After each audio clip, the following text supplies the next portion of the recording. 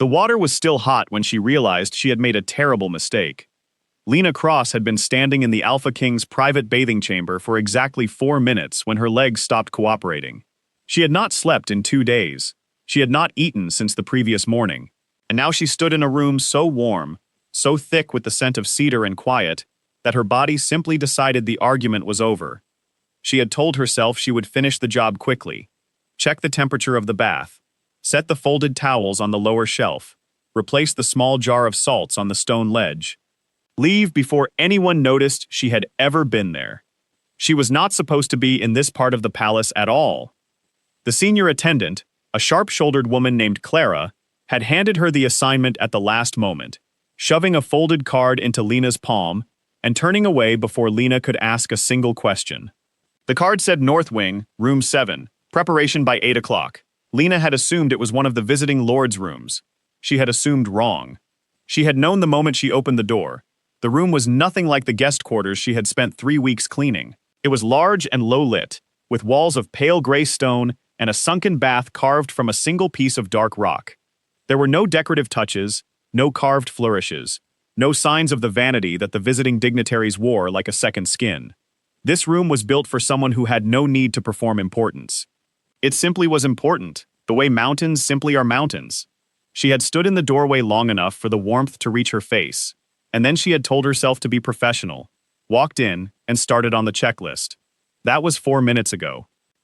Now she was sitting on the low stone step at the edge of the bath, telling herself she was just resting her feet for a moment. The warmth rose from the water in slow, steady waves. The room was completely silent, except for the faint sound of rain beginning against the high, narrow windows. Outside, the wind had picked up in the past hour. She had felt it on the long walk across the courtyard, the kind of wind that goes straight through whatever you are wearing and does not apologize. She set the folded cloth she had been holding down on the ledge. She would get up in a moment. She just needed 30 seconds. She did not get 30 seconds. She got hours. She did not know that when Caius Aldrich pushed open the door to his private chamber at 10:30 that night, he had already been awake for 19 hours.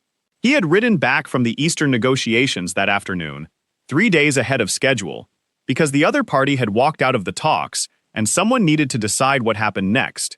He had sat through 4 hours of council meetings upon arrival. He had signed 14 documents he had barely had time to read. He had shaken hands with people he did not trust, and said things he did not believe, and kept his expression steady through all of it, because that was what his position required. He had been thinking about this room since noon. He pushed the door open, stepped inside, and stopped. There was a girl asleep on the step beside his bath. He stood very still. He was not a man who startled easily, but this came close. She was curled slightly forward, her head resting on her folded arms on the stone ledge, her face turned toward the water. She was wearing a plain gray attendant's uniform, slightly damp at the collar from the rain. There was a folded cloth still half gripped in one of her hands. She had clearly meant to leave. Something had stopped her. He looked at her for a long moment. He was 34 years old, and he had ruled this territory since he was 22, and in all that time, no one had ever fallen asleep in his bathing chamber. No one had come particularly close. The spaces around him tended to produce the opposite effect. People around him became very awake, very aware, very careful.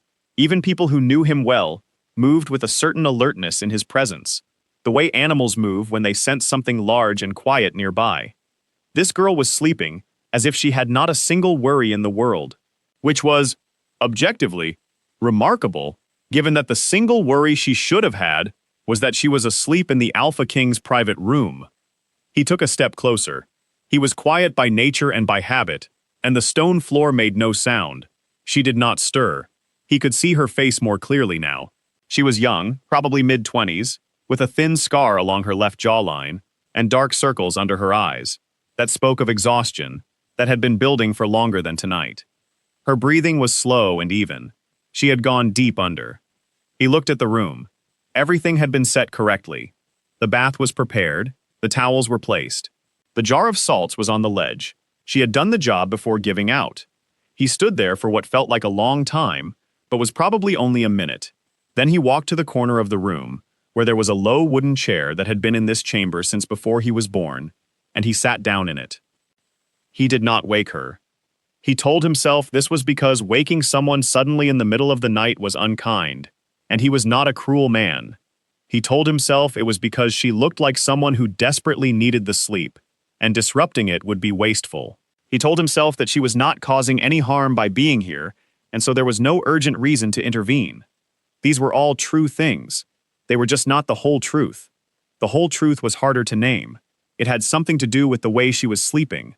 He had walked into a room full of carefully arranged order, the right towels, the right salts, the right temperature, and in the middle of all that careful order, this girl had simply run out of road. She had not planned to be here. She had not chosen to be vulnerable in the most private room of the most powerful building in the territory. She had just reached the end of what she had to give, and her body had made the decision for her.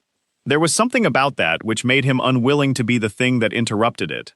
He thought about the council meetings. He thought about the negotiations and the walked-out delegates and the 14 documents. He thought about how long it had been since he had sat in a room without something being required of him. He could not remember the last time he had sat still for any reason other than exhaustion or obligation. He leaned back in the chair. The rain was heavier now, a steady, even sound against the windows. The lamp in the corner burned low and orange. The water in the bath had stopped steaming, but was still warm enough to hold the heat in the room. He watched the rain. He did not watch her. That would have felt wrong, like something she had not given him permission for. But he was aware of her breathing, the way you become aware of a candle in a dark room, not looking directly at it, but conscious of the light. At some point, the door opened very slightly, and his head of security, a broad, quiet man named Owen, leaned in. Owen took in the room in one sweep, landed on the sleeping girl, and opened his mouth. Caius raised one hand, a single, small gesture. Owen looked at him for a moment. Then Owen closed the door without making a sound. That was the whole conversation. Around midnight, Caius realized he had not moved in 2 hours. His back was beginning to ache from the chair, which had not been designed for long sitting. He shifted positions slowly and looked at the girl. She had not moved either. She was still in the same position, still breathing in the same slow, steady rhythm. Somewhere in the last hour, her grip on the folded cloth had relaxed completely, and it had fallen to the floor. He got up, picked it up, and placed it back on the ledge beside her hands. He was careful not to touch her. He stood there for a moment, close enough to see the faint movement of her breathing, and then he went back to the chair. He stayed until nearly 2 in the morning. Then, quietly, he went to the adjoining room and stretched out on the bench there, leaving both doors open a crack so he would hear if she woke and panicked in an unfamiliar space. He had not done anything like this in a very long time. He was not sure he had ever done anything like this. Outside, the rain came down in long, steady sheets, and the palace settled into its nighttime quiet. And in the Alpha King's bathing chamber, a girl from the lower district slept deeply and peacefully, and did not know that anyone was keeping watch. She did not know that one of the most guarded men alive had pulled a chair to a corner and sat through the night, because he had looked at her sleeping face and found, for reasons he could not quite explain, that he did not want to be the reason it stopped. She did not know any of it, but she woke up smiling, and that was where the story really began. Owen had seen a great many things in 12 years of service to Caius Aldrich. He had seen the king negotiate with men twice his age and walk away with everything he wanted. He had seen him stand alone in a burning field after a border skirmish and give orders in a voice so calm, the soldiers around him had stopped panicking before they even understood why. He had seen him sit through dinners with people who openly wished him harm, and eat the food and compliment the cook without missing a beat. He had never seen him sit in a chair for 2 hours watching someone sleep. Owen did not say this to anyone. He did not say anything at all, because he had served Caius long enough to understand that the things the king did quietly were the things that mattered, and the things that mattered were not for other people's commentary. He simply made a note of it, the way he made a note of everything, and he waited to see what would happen next. What happened next was this. At 6:15 in the morning, while Caius was 3 floors up attending the first of what would be a very long day of emergency meetings about the collapsed Eastern talks, Lena Cross woke up in the Alpha King's bathing chamber. She woke slowly, the way she always did when she had slept hard, surfacing through layers of warmth and quiet. For about 4 seconds, she was simply comfortable. She noticed the smell of cedar. She noticed the soft, even quality of the air. She noticed that she was not in her narrow bunk in the attendant's quarters. And then she opened her eyes. She sat up so fast she nearly knocked the folded cloth off the ledge. She grabbed for it on instinct, caught it, held it in both hands while she looked around the room with the expression of someone trying very urgently to understand what had gone wrong and how badly. The bath, the stone walls, the narrow high windows now showing pale morning light, the low lamp still burning in the corner, almost out of oil, the chair in the corner with a slight dent in its cushion, as if someone had been sitting in it for a long time. She stood up. Her legs were stiff. She had been in the same position for hours. She pressed her hands flat against the stone ledge, steadied herself, and tried to think. She had fallen asleep in the Alpha King's private chamber. She had fallen asleep in the middle of a job, in a room she was not fully authorized to be in, and she had apparently stayed there the entire night, because through the high windows she could see that the sky was already getting light. She needed to leave immediately. She straightened her uniform, picked up the cloth, set it precisely in its correct place, and then looked around the room again. Nothing was disturbed. Everything was exactly as she had left it. The bath had cooled overnight, but that was unavoidable. There was a small clay cup near the corner, which had not been there when she arrived. Someone had set it there. It was full of water, still slightly warm from whatever vessel it had been poured from. She stood looking at it for a moment. Someone had been here while she slept. Someone had seen her, and instead of waking her, or calling the guards, or doing any of the other things that would have been completely reasonable and probably correct, they had left her a cup of water and apparently let her sleep until morning. She did not drink the water. She wanted to. But she felt suddenly very exposed, and the most pressing thing was to be somewhere else before anyone noticed she was still here. She crossed to the door and opened it slowly. The corridor was empty. She stepped out, pulled the door closed behind her, and walked away at a pace that she hoped looked purposeful rather than desperate. She made it back to the attendant's wing without seeing anyone, which was either very good luck or something else she did not yet understand. Clara was waiting for her at the entrance to the wing. Clara was always waiting somewhere for someone, which was part of what made her so effective and so deeply uncomfortable to be around.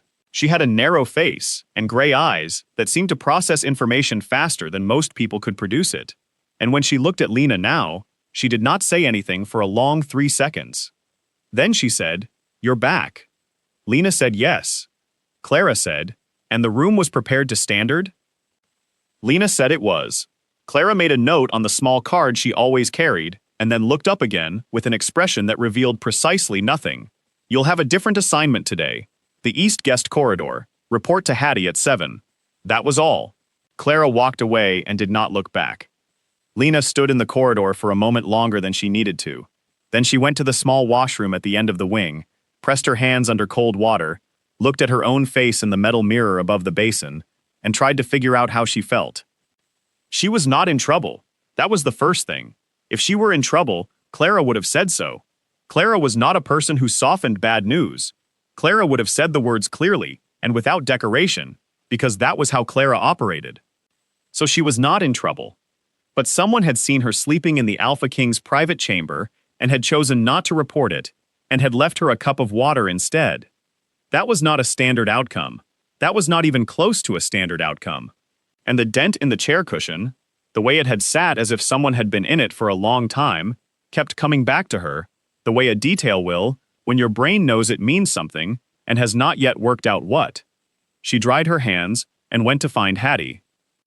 Caius was 3 hours into the emergency council session when Owen leaned in quietly behind him and placed a small folded note beside his hand. Caius did not break his attention from what the defense minister was saying, but he moved the note to the side of his folio and read it when the minister paused for water. It said, "The attendant from last night returned to her post this morning without incident. No one has been informed." He refolded the note and set it under the folio. He did not respond to it, because there was nothing to respond to. But for the rest of that session, between the defense analysis and the trade calculations and the 11 separate opinions on what to do about the Eastern delegation, he thought about the note. Not continuously, not with any urgency, just a steady, low awareness, the way a sound persists after its source has stopped. He had done the practical things. He had ensured she would not be punished for something that had not been her fault. He had told Owen not to raise the matter further. He had, as far as anyone else was concerned, simply used his private bath as usual that night, and that was that. He had not examined why he had done any of it. He was fairly good at not examining things. 12 years on the throne will do that to a person. Decisions needed to be made quickly and executed cleanly, and the kind of deep interior questioning that other people apparently engaged in regularly had always struck him as a luxury that his position did not easily allow. You learn to know your own values, hold them steady, and act from them without too much second-guessing. The value that had operated last night was a straightforward one. She had not done anything wrong, and she should not suffer for it. He was comfortable with that.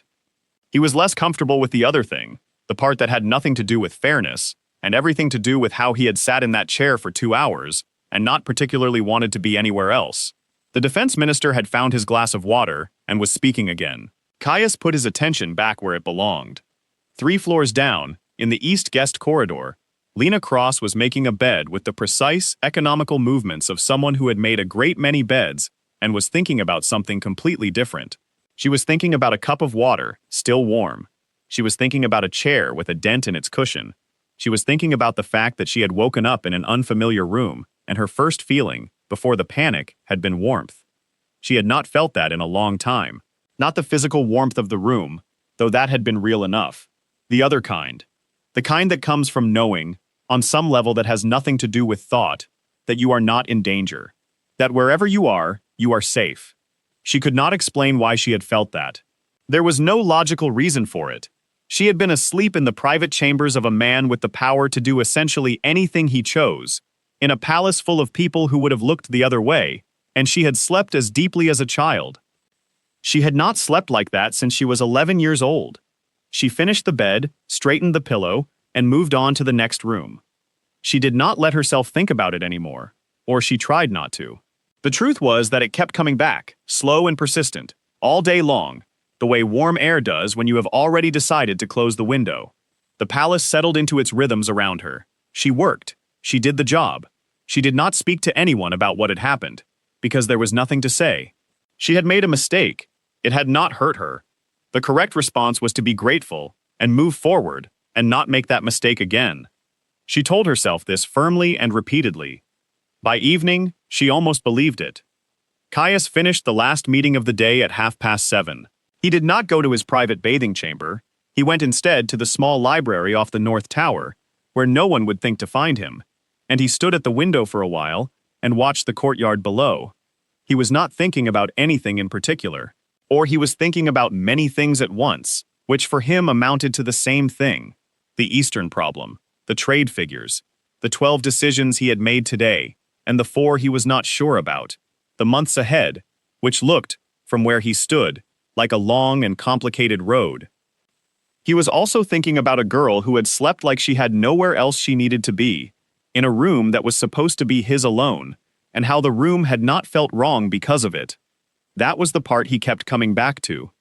He was not a man who let things into his spaces easily. Not people, not feelings, not anything that could complicate the careful balance of attention that his position required. He had gotten very good at this over the years. He had learned how to be present in a room without being open in it, how to engage with people without giving them a door. Last night, he had not made any active choice. He had simply walked in, found something unexpected, and responded to it honestly. No strategy, no performance. Just a man sitting down because he did not want to be anywhere else. He was not sure what to do with that. He stood at the window until the courtyard lights came on below, and then he went to his study and worked until midnight. And if he thought about a girl with dark circles under her eyes and a cloth in her hand, and the slow, steady rhythm of deep sleep, he did not do anything about it. Not yet. The cup of water was the thing Lena could not stop thinking about. In the weeks that followed that night, she returned to it again and again without meaning to, the way a tongue returns to a sore tooth. Not because it wants to hurt itself, but because the shape of the thing is strange, and the mind wants to understand it. Someone had come into that room. Someone had seen her there, sleeping in a place she absolutely should not have been sleeping, and that person had not woken her, had not reported her, had not done any of the things that the situation clearly called for. They had left her a cup of water. Warm water. Not cold from a tap, but warm. Poured from something that had been heated. That detail was the one that sat with her longest. Cold water would have been a practical thing. Something grabbed quickly by someone who felt mildly guilty about leaving an unconscious girl in a stone room and wanted to do the least possible thing to address it. Warm water was something else. Warm water meant that someone had taken a moment. Meant that someone had thought about what she might need when she woke. She did not say any of this to anyone. She had been at the palace for just under 4 months, and in that time she had learned 3 important things. The first was that the work was hard, and the hours were long, and the expectations were extremely specific, but it was consistent, and it paid on time, which put it ahead of every other job she had held in her 24 years. The second was that the palace operated on a kind of careful silence, where everyone knew things they did not say, and understood things that were never explained. And the fastest way to make your life difficult was to ask questions about things that did not directly concern you. The third was that the closer you got to the upper floors, the more careful you needed to be, not because anything obviously dangerous was happening up there, but because the stakes were higher, and the margins were thinner, and the people there had very little patience for errors. She had made an error, a significant one, and nothing had happened. She was grateful.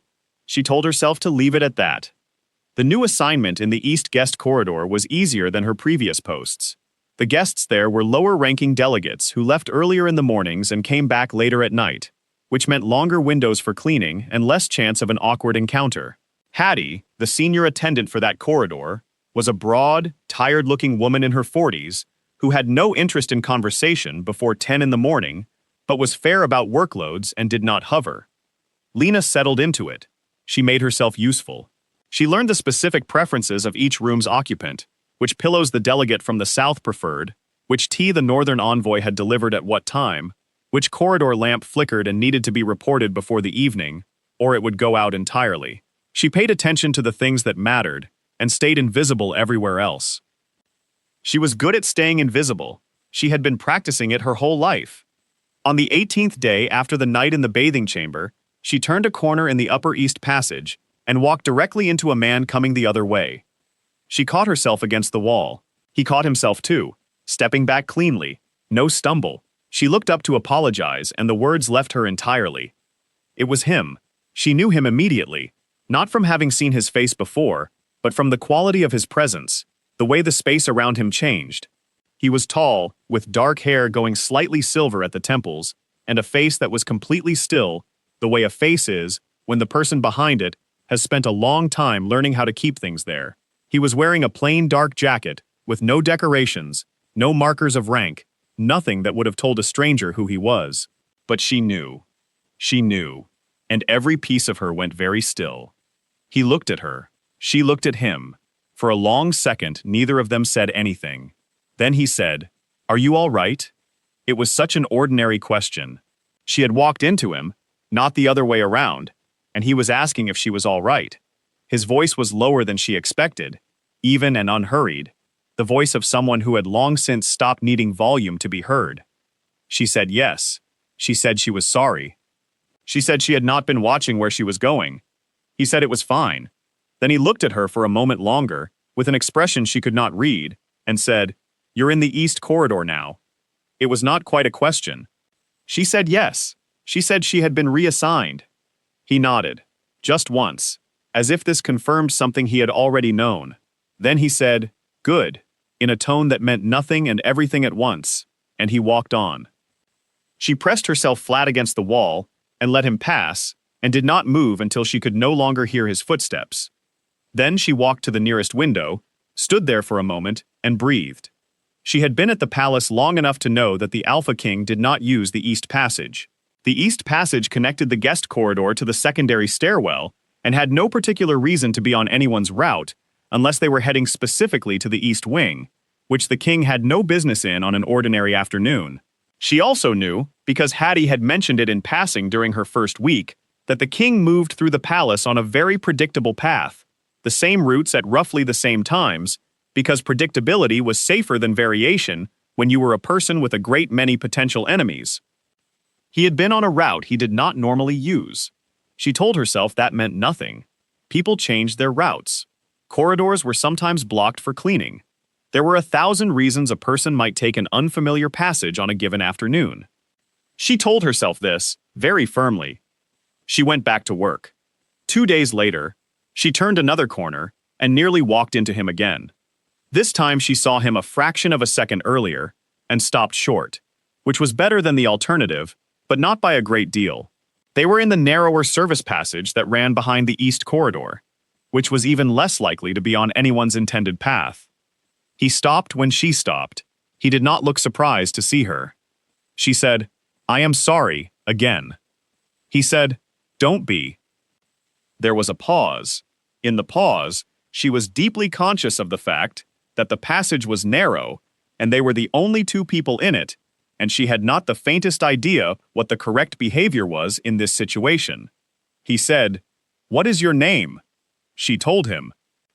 He said, "Lena, the way you say something when you are placing it in memory, not repeating it back to check that you heard correctly, but doing something more deliberate than that." Then he said, "How long have you been here?" She said, "Almost 4 months." He asked if she found the work suitable. She said yes, it was good work. He nodded. Then he said, "If it ever isn't, tell someone," which was such an unexpected thing for him to say that she had no immediate answer for it. He did not seem to need one. He moved past her and continued down the passage, unhurried, as if this conversation had been entirely ordinary and she was not standing in a narrow corridor feeling like the floor had slightly tilted. She stood there for a moment after he had gone. She said quietly to nobody, "What is happening?" Nobody answered. Over the next 10 days, she saw him 4 more times, always in corridors that were not his usual routes, always briefly, always with those short, direct conversations that asked after her work or her comfort, and then stopped before she had fully gathered herself to respond. The 4th time, she was ready for him, or she thought she was. He turned the corner into the East Passage access point, and she was there, and she did not flinch or freeze this time. She said good afternoon. He said good afternoon.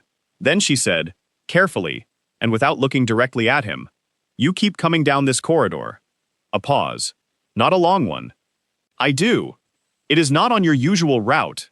"No," he agreed. "It is not." She looked up. He was watching her with that still, unreadable expression, and there was something behind it that was not unreadable at all, if you looked at it long enough, which she was apparently now doing. She said, "Why?" He was quiet for a moment. Then he said, "Because you are here." The words landed in the space between them and sat there. She did not know what to do with them. She did not move. She was not sure she was breathing correctly. He said, with something that in another man she might have called carefulness, but in him felt more like honesty, pressed into a very small shape. "I am not trying to make you uncomfortable. If any of this has made you uncomfortable, I want to know." She thought about that.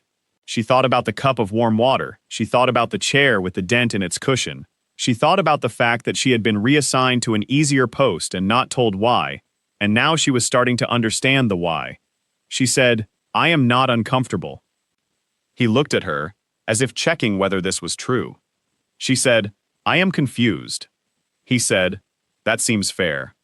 There was a long moment in which the corridor was very quiet, and the afternoon light came in at an angle through the high window at the end, and neither of them moved. Then he said, "When you are less confused, I would like to talk to you, properly, if that is something you would want." She said, "What would we talk about?" He said, "Whatever you like." She looked at him. He looked at her. The afternoon light held them both for a moment in something that felt, improbably, like stillness. She said, "I will think about it." He said that was all he was asking, and he walked on, unhurried, the way he always did, as if the world arranged itself around his pace and not the other way around. She watched him go, and then turned back to the window at the end of the corridor, where the light was coming in long and gold and even. She was still confused, but the confusion had, somewhere in the last 5 minutes, changed its quality entirely. It no longer felt like standing in an unfamiliar room in the dark. It felt more like standing at the edge of something, at the top of a long, open slope, with the ground solid under her feet and the air cold and clear, and the knowledge that something was about to move. She was not afraid of it. That surprised her most of all. She said yes. She did not say it dramatically or after a great deal of visible deliberation. She said it the way she made most of the important decisions in her life, which was quietly, and after she had already thought the thing through completely in private, and simply needed to speak the answer aloud to make it real. Caius received the message through Owen, which was how she had sent it, because she did not yet know how else to communicate something like this without it becoming complicated. The message said she was agreeable to talking. That was all it said. Owen handed it over with the same expression he had when he handed over everything. A steady, professional blankness that nonetheless contained, if you knew him, the faintest trace of something that was not quite amusement, but lived in the same neighborhood. Caius read it. He set it down.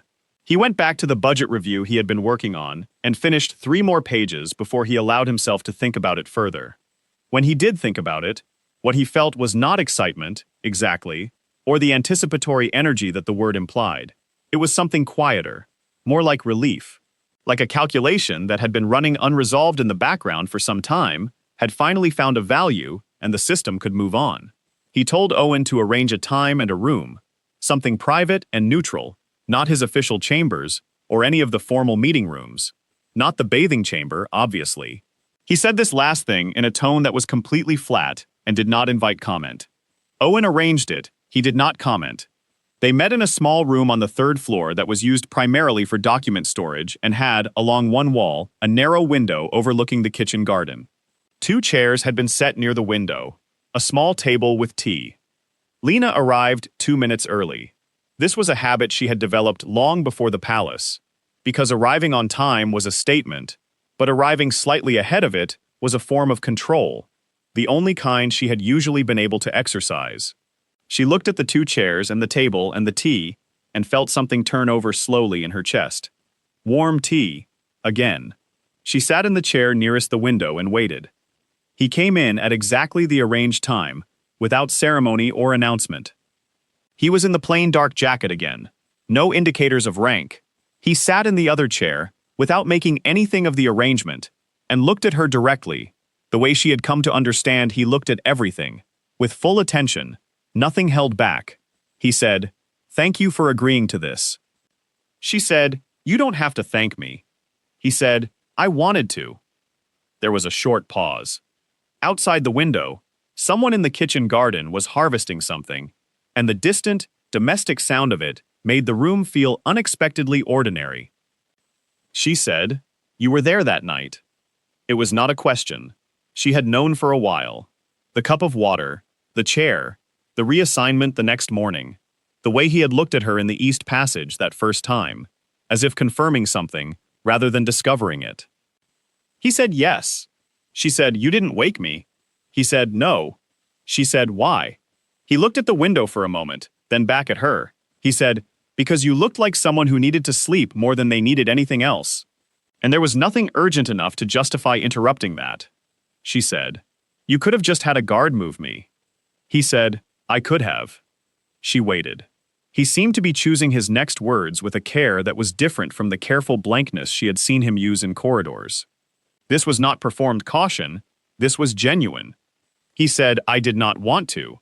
That is a simple answer, and probably not a fully satisfying one, but it is the true one. She thought about that. She turned the cup of tea in her hands. She said, "I have been trying to make sense of it." He said, "And?" She said, "I think the part I can't get past is the water." He looked at her. She said, "The cup of water. By the step. It was warm." That was specific. That was deliberate. A pause. Something shifted very slightly in his expression. Not a lot. Enough. He said, "You had been asleep for several hours on a stone ledge. I thought you might wake up with a dry throat and a stiff neck and be disoriented, and I wanted there to be something immediately useful nearby." She said, "That is a very thoughtful thing to arrange for a stranger." He said, "Yes." The word sat there plainly. He did not soften it or add anything to it. She looked at him for a long moment. She said, "Are you always like this?" He said, "Like what?" She thought about how to say it. She said, You don't perform anything. Most people, when they want something, build up to it with all this architecture. They say a lot of things that aren't quite the thing, to make the thing seem smaller or safer when it finally arrives. You just say the actual thing. He said, I have found that the other approach wastes a great deal of time. She said, It does. There was a pause that was different from the earlier ones. Warmer. She was not sure when the room had shifted from careful and formal to something more like two people simply in the same space, but it had. She said, What is it that you want? He said, To know you. Not as an attendant, not as a function of the palace, as a person. She looked at the kitchen garden through the window. Someone had gone in now, and the garden was quiet and bare in the late afternoon light. She said, I am not a very interesting person. He said, I disagree. She said, You have spoken to me for a total of perhaps 15 minutes. He said, Yes, and in those 15 minutes you told me you were confused, rather than pretending you were fine. You asked me directly why I was walking corridors I had no reason to be in, and just now you identified the most specific detail of that night and used it to understand something true. That is not an uninteresting person. She was quiet for a moment. She said, You were watching closely. He said, I was. She said, Is that something you do with everyone? He said, No. Another pause. She drank some tea. He drank some tea. The kitchen garden was very still outside. She said, I grew up in the lower district of Aldermere. My mother cleaned offices. My father was not present. I have two younger brothers who I help support when I can. I have never been in a palace before this job. I do not have any particular skills beyond working hard and paying attention to things. I do not know how to talk to people like you, and I am probably going to say the wrong thing at some point. He said, Everyone says the wrong thing at some point. She said, Not to you, I imagine. He said, Especially to me. They just usually don't realize they have done it. She looked at him. For the first time since that first corridor encounter, he had said something with the very faint trace of dry humor in it. It changed his face slightly, not a smile exactly, but the ghost of one, and it made him look, for just a moment, less like a king and more like a person. She said, Do you ever get tired of it? All of it. The meetings, the decisions, the way everyone performs a version of themselves around you that has nothing to do with who they actually are. He looked at her steadily. He said, Yes. She said, What do you do about it? He said, I find rooms where it is not happening. She said, Like this one. He said, Like this one. They sat with that for a moment. She said, I don't know what this is. He said, Neither do I. She said, That is not reassuring. He said, I know, but it is honest. She decided she could work with honest. She had been working with less, for longer than she could easily remember, and honest was more than most people had given her. She said, Same time next week? Something in him settled. She did not have the word for it yet. She would find it later. For now, it just looked like a man who had been holding something carefully for a very long time, and had just found a steady surface to set it on. He said, Yes. She nodded. She set down the cup. She stood and went to the door. She stopped with her hand on the frame and turned back.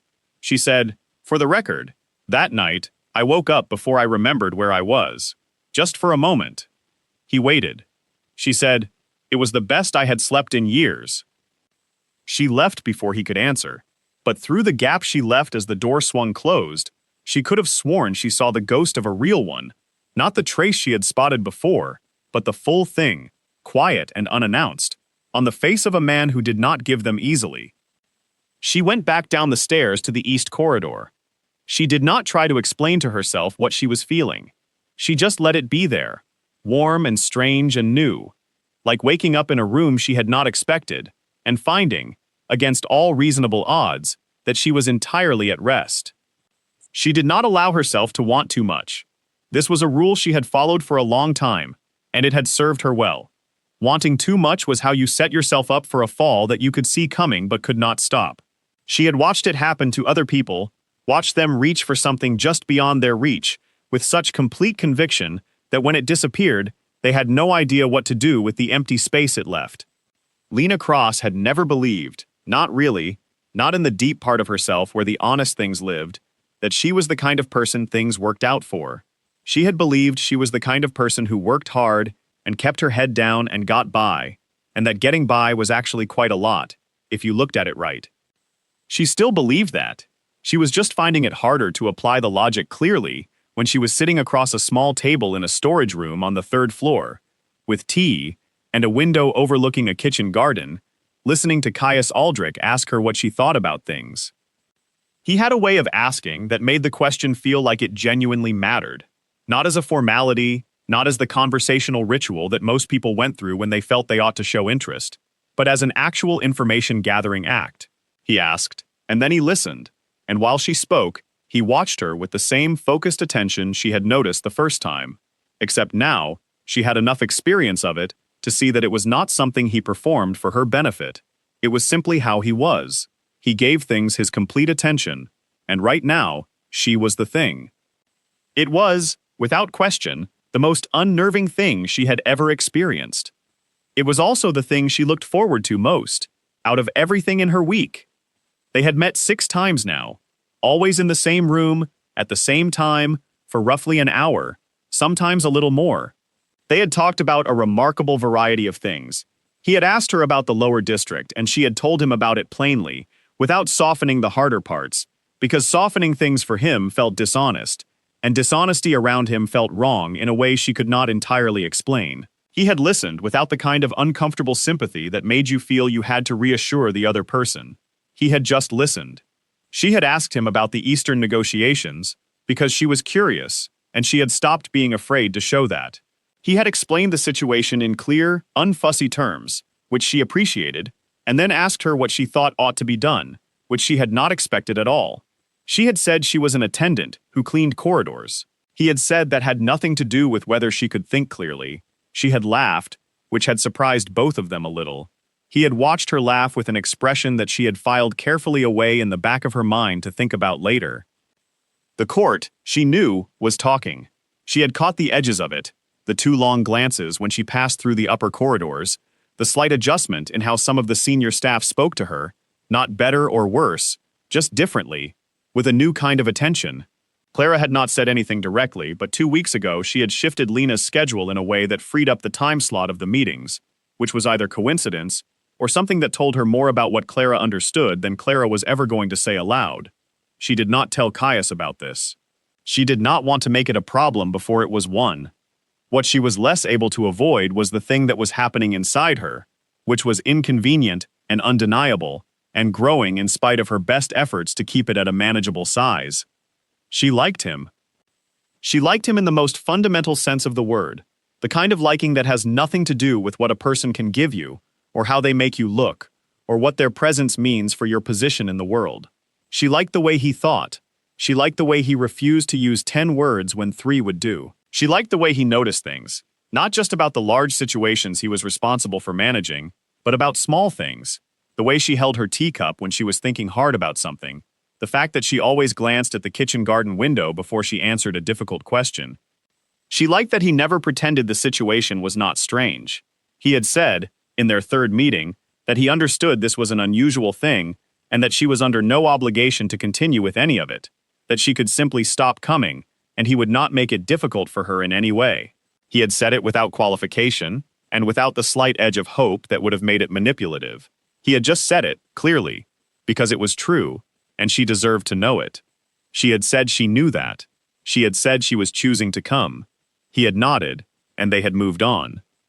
Now, in their 7th meeting, she was sitting by the window, and he was telling her something about the northern trade agreements that had turned into, without either of them fully planning it, a longer explanation of why he had wanted this position to begin with. He was not a man who talked about himself easily. She had noticed that from the start. He answered questions directly, but rarely volunteered things. This was different. He was telling her something he had probably not told anyone in a long time, and she was very careful to be quiet enough that he did not feel it and stop. He said his father had ruled before him and had been a practical man, a good administrator, but not a person who particularly cared about the people, the decisions affected at the end of the long chain of consequences. He said he had watched that for 20 years and decided early that if he ever held the position, he would try to hold it differently. He said some days He thought he was succeeding at that. Other days he was less sure. She said, "What does success look like to you?" He said, "People in the lower district being able to sleep without worrying about what happens next." The sentence landed quietly. She held it for a moment. She said, "Then you might be doing better than you think." He looked at her. She said, "I am not saying things are perfect, but the winter distribution was different this year. The allocation for the Eastern Lower District was enough that my brothers didn't have to choose between heat and food for the first time in 3 years. That was a decision someone made at the top of a very long chain, and it mattered." He was quiet for a moment. Then he said, "Thank you for telling me that." She said, "It is just the truth." He said, "A lot of truths never get back to the people who need to hear them. I appreciate this one finding its way." She looked at him. He was looking at her with that full attention, and behind it, there was something she had been careful not to name. She had been careful because naming it felt like a step she could not take back, and she was still not entirely sure that she was not about to fall very hard. But she was looking at him now, and she was thinking about what it had meant that he had sat in a chair in a cold room all night because he did not want to be the thing that woke her. She was thinking about warm water, and a dent in a cushion, and 6 months of corridor conversations, and tea in a storage room. She was thinking about all the things this man had not needed to do, that no one had asked him to do, that his position absolutely did not require, and the fact that he had done them anyway, quietly, without announcement. She said, "Can I ask you something?" He said yes. She said, "That first night when you found me, you had 19 options, and you chose to sit in a chair. Why?" He thought about it. Really thought. Not the quick thinking of someone finding a ready answer, but the slower kind. Then he said, "Because you looked like someone who had not been looked after in a very long time, and I thought it probably wouldn't hurt if someone was." The room was very quiet. She said, "That is either the kindest thing anyone has said to me, or the most dangerous." He said, "Why dangerous?" She said, "Because I might start to depend on it." He held her gaze. He said, "What if that is all right?" She breathed. She said, "You should know what you are asking." He said, "Tell me." She said, "I am not someone who asks for things. I am not someone who has had the luxury of needing something from another person and trusting that need. I have been careful my whole life, not because I wanted to be, but because being careful was the only way to stay upright. And if you are asking what I think you might be asking, I need you to know that I do not know how to be careless about it." He said, "I am not asking you to be careless. I am asking you to consider the possibility that being careful does not have to mean being alone." She looked at him for a long time. She said, "I do not know how this works. I do not know what it looks like when a person like you and a person like me try to be in the same place at the same time, without everything around them making it into something it isn't." He said, "I don't know either." She said, "That is not reassuring." He said, "No, but I am willing to find out if you are." Outside the window, the kitchen garden was bare and gray in the late season, and the light was going early, the way it did at this time of year, and the room was warm, and she was sitting across from a man who had not told her a single easy lie since the day they had first spoken. She said, "I am willing." Something in him shifted the way it had, in those corridor moments. That settling quality. The thing she had not had a word for. She had one now. It looked like relief. The kind that comes not from a problem being solved, but from something real being finally said. He said, "Then we find out." They found out slowly. This was not by design. It was simply the shape of what they were. Two people who had learned to be deliberate about the things that mattered, and were applying that same care here, without discussing that they were doing so. The meetings in the storage room continued through the turning of the season, and they were still called meetings, by both of them, and by Owen and by Clara, who clearly knew they were not meetings in any conventional sense, but used the word because it was available and precise enough. At some point, the tea became dinner, brought up quietly by a member of the kitchen staff who was evidently the most discreet person in the palace, and the hour became 2 hours, and the 2 hours became the part of the week that both of them arranged everything else around without talking about the fact that they were doing it. Lena noticed things about him that she had not had words for initially, and now did. He was not gentle by nature in the way that word was usually used, soft or yielding or easy. He was not any of those things.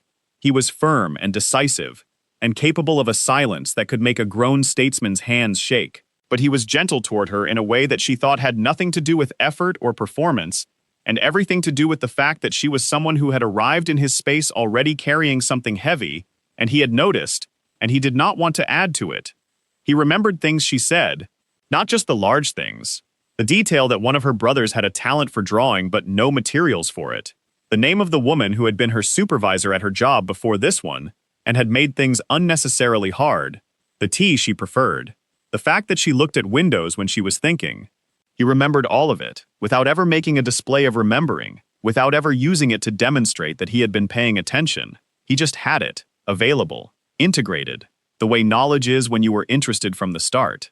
She started bringing him things in return. Not large things, she was still careful about large things. Small observations, a detail about the Eastern delegate she had been cleaning for, and the way he rearranged the furniture every morning, which turned out to be relevant to something Caius had been trying to understand about the delegation's underlying strategy. The way the kitchen garden had started coming back in the early spring warmth, and the specific shade of green the first things were, which she described in such exact terms that he had gone and looked at it himself the next morning. He told her that afterward. He said, "I went and looked at the garden this morning." She said, "And?" He said, "You were right about the green." She had laughed. He had watched her laugh with the same expression she had filed carefully away before. Except now, she had a word for it too. It was the look of someone who has found something they did not expect to find, and is very quietly grateful. The court continued to talk. Lena continued to hear it in pieces, never the full conversation, always the edge of it, a pause when she walked into a room, a shift in how certain people looked at her. Some of it was curiosity. Some of it was the specific kind of watchfulness that gathers around anything that seems likely to change something. Some of it was unkind. She did not tell him about the unkind parts, not because she was trying to protect him, he had not asked to be protected, but because she was not certain yet that she needed anything done about them, and she was still someone who only asked for things when she was sure she needed them. She did tell him, in their 14th meeting, that she thought the people around them were drawing conclusions she had not yet drawn herself, and that she was not sure how to feel about that. He said, "What conclusions?" She said, "About what this is." He said, "What do you think it is?" She said, "I think it is the most important thing that has happened to me in a very long time, and I am not sure what to call that." He said, "You don't have to call it anything." She said, "Eventually we will have to." He said, "Eventually." She said, "Are you not worried about it?" He said, "About what people will say?" She said, "Yes." He said, "I have been doing things people talked about my entire life. The difference is whether the thing itself is worth doing. This is worth doing." She said, "You sound very certain about that." He said, "I am." She looked at him. He looked back at her in that completely steady way. She said, "I think I am too." "I just wanted to hear you say it." He said, "I'll say it as many times as you need to hear it." She breathed out. She looked at the window. The kitchen garden was fully green now, and warm, and visible in the evening light. She said, "I brought you something." He waited. She reached into her jacket pocket and took out a small folded piece of paper. She put it on the table between them. He looked at it, then at her. She said, "My younger brother drew it. He draws things he wants to exist. I told him I was spending time somewhere with a good kitchen garden.